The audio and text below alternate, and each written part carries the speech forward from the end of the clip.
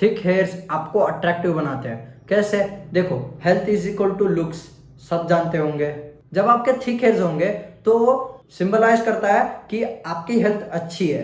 Health अच्छी है तो आप अट्रैक्टिव ऑटोमेटिकली बन पाओगे। तो कैसे आप थिक हेयर्स को पा सकते हो? अगर आप इन 3 स्टेप्स को रेगुलरली फॉलो करोगे तो आपको थिक हेयर्स आराम से मिल पाएंगे। पहला तो है नो पो। नो पो का मतलब है नो शैम्पू। शैम्पू जो है भाई, वो क्या करता है, आपकी जो नेचुरल ऑयल्स प्रोडक्शन होती है, जो स्काल्प आपकी करती रहती है, उसे पूरा साफ कर देता है। भले ही आपकी जो गंध बैठी होती है आपके स्कैल्प पे, वो भी साफ कर देता है, उसके साथ नेचुरल ऑयल्स को भी निकाल फेंक देता है।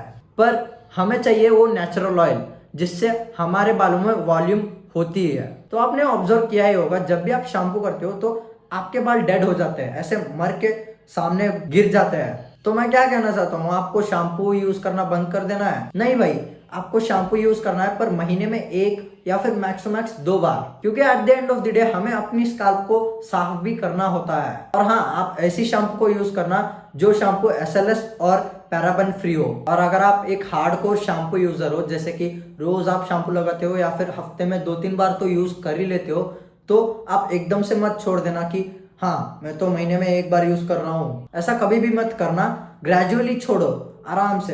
हफ्ते में 2-3 बार यूज कर रहे हो, हफ्ते में 1 बार यूज करो। ऐसे करते करते ग्रेजुअली यूज करना कम करो और एट द एंड आप महीने में 1 बार यूज करने पे पहुंच जाओगे, क्योंकि स्काल्प हमारा यूज तो हो जाता है शैम्पू यूज करते करते। तो अगर आप एकदम से छोड़ दोगे तो स्काल्प में इरिटेशन पैदा होनी चालू हो जाएगी और आप ऐसे फिरते चलोगे कि ऐसे पागलों की तरह।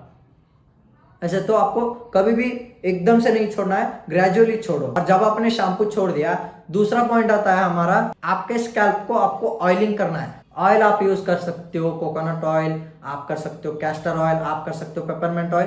पर पेपरमेंट ऑयल में थोड़ा ध्यान रखना, क्योंकि पेपरमेंट ऑयल जब एकदम से आप लगा दोगे तो आपके स्कैल्प में जलन होगी। तो आपको क्या करना पड़ेगा, आपको 3 टेबल स्पून कोकोनट ऑयल में 2 से 3 बूंदे पेपरमेंट ऑयल के डालना पड़ेगा और मिक्स करके लगाना पड़ेगा। आप इससे ही अंदाजा लगा सकते हो कि 2 से 3 टीस्पून ऑफ कोकोनट ऑयल में 2 से 3 बूंदे ही पेपरमेंट ऑयल के मिक्स कर सकते हैं। तो कितना स्ट्रांग होगा पेपरमेंट ऑयल। और आपको ऑयलिंग बालों पे नहीं करना है, आपको अपनी स्कैल्प पे करना है। जैसे कि आपको ऑयल लेना है, जो भी ऑयल यूज कर रहे हो आप उसे लेना है और फिंगर टिप्स पे लगा के रात को आपको अपने स्काल्प पे ऐसे मसाज करना है। और ऑयलिंग ऐसे करो कि लोगों को पता ना चले कि आपने ऑयल लगाया या नहीं। और रात को स्पेसिफिकली क्यों, आप सुबह भी लगा सकते हो, पर सुबह आप कहीं पे घूमने जा रहे होगे जहां पे डस्ट और वगैरह बहुत कुछ पार्टिकल्स जो आपके स्काल्प पे आके बैठ जाएंगे और ऑयल चिपकता है भाई, और जो डस्ट है वो ऑयल के साथ चिपक जाएगा। तो रात को अगर आप लगाओगे तो आप घर पे सोओगे, आप बाहर तो नहीं जाओगे, तो जो ऑयल की बेनिफिट्स है वो भी मिलेंगे और आपको डस्ट पार्टिकल्स भी नहीं आपके स्काल्प पे जमा होंगे। और हाँ, जब आप ऑयलिंग करते हो सुबह उठ के आपको सर धोना है पानी से।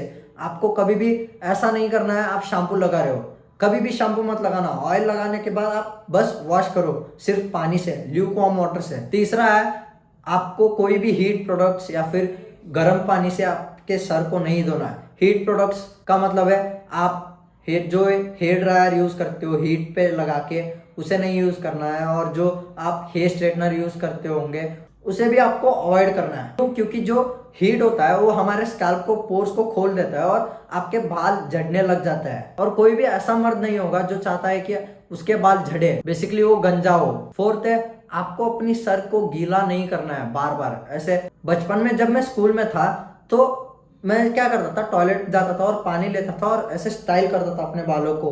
आपको कभी भी ऐसा नहीं करना है, क्योंकि आपकी स्कैल्प नेचुरल ऑयल्स प्रोड्यूस कर रही होती है और उसे एक नेचुरल ऑयल प्रोडक्शन करने के लिए उसे एक ड्राई एनवायरनमेंट चाहिए। और जब आप पानी लगा दोगे तो नेचुरल ऑयल प्रोडक्शन इक्वली नहीं होगा, यहाँ पे ज्यादा हो जाएगा, यहाँ पे कम हो जाएगा। तो आपको कभी भी ऐसा नहीं करना है कि हाँ दिन में आप 1 बार पानी डाल सकते हो अपने सिर पे कि स्कैल्प को आप साफ कर रहे हो, पर कभी भी ऐसा मत करना कि बार बार आप सर को गीला कर रहे हो, जिससे आपकी नेचुरल ऑयल प्रोडक्शन में हिंड्रेंस आ जाएगी। फिफ्थ है, आपको एक हाई प्रोटीन डाइट और micro nutrient rich diet consume करनी है। देखो, जो भी ये शैम्पूज है या फिर हेयर प्रोडक्ट्स है वो क्लेम करती है हमारे इस प्रोडक्ट में इस चीज की गुण है, इस चीज का ब्लेंड है, पर रहता है केमिकल।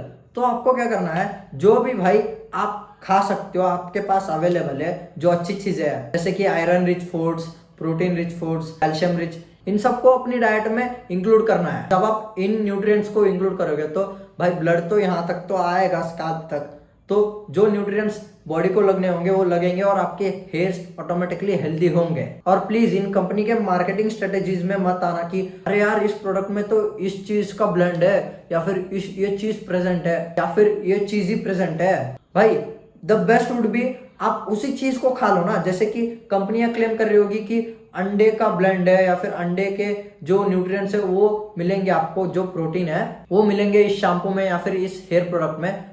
तो आपको क्या करना है, अंडे ही खा लो ना भाई, जो न्यूट्रिएंट्स लगने हैं वो बॉडी को लग ही जाएंगे और सस्ते भी आपको पड़ेंगे कंपेयर टू जो प्रोडक्ट आप देख रहे हो, जो भाई मार्केटिंग कर करके आपके दिमाग में ठूसा जा रहा है कि अच्छा है अच्छा है। और इन चीजों को यूज करके देखो, आपके हेयर थिकर हो जाएंगे। And that's it, love you.